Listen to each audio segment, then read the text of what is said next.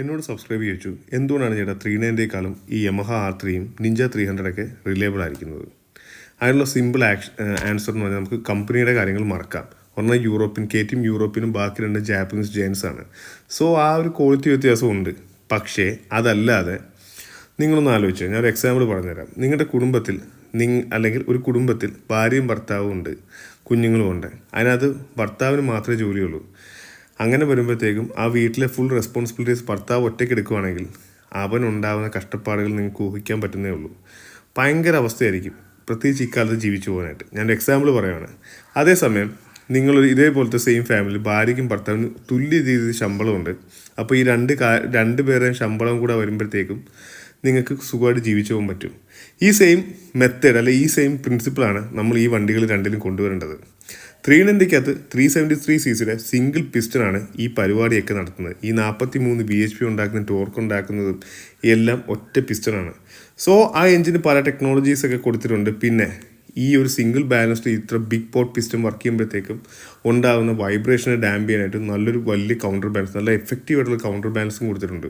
കാരണം എന്നിട്ട് പോലും 390 വൈബ്രേറ്റ് ചെയ്യുന്നുണ്ട്. കാരണം അത് ആ എഞ്ചിൻ്റെ ഒരു സ്വഭാവമാണ്. അല്ല, എഞ്ചിൻ്റെ ആ പിസ്റ്റൺ, ഇത്രയും വലിയ പിസ്റ്റൺ സിംഗിൾ ബിഗ് ബോർ എഞ്ചിൻ്റെ ഒരു പ്രശ്നമാണിത്.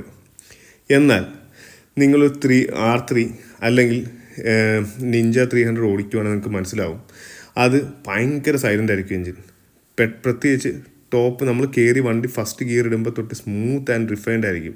അതിൻ്റെ കാരണം എന്ന് വെച്ചാൽ 373cc ഒരു ബിഗ് പോട്ട് പിസ്റ്റൺ എടുക്കുന്ന സ്ട്രെയിനും കഷ്ടപ്പാടിനേക്കാളും വളരെ എളുപ്പമാണ് ഒരു 150cc എഞ്ചിൻ്റെ രണ്ട് പിസ്റ്റണുകൾ പല രീതിയിൽ ഒരേ രീതിയിൽ വർക്ക് ചെയ്യുന്നത്.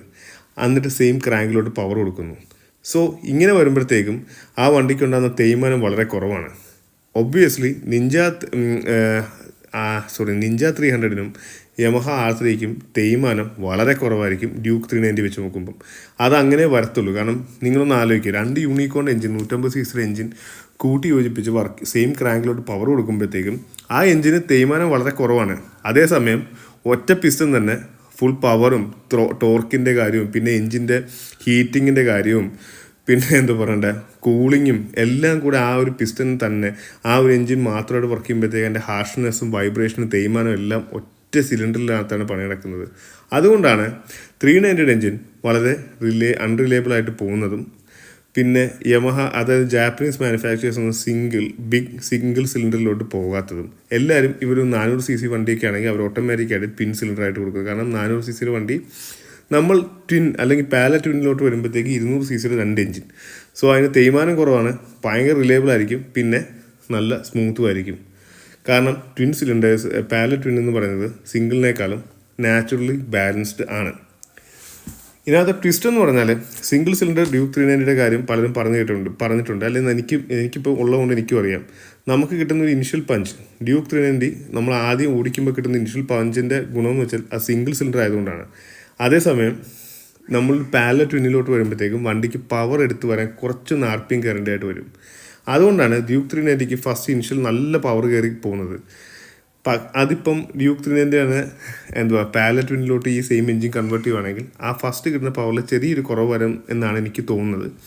എന്നാലും സംഭവം പിടിച്ചു നിൽക്കും.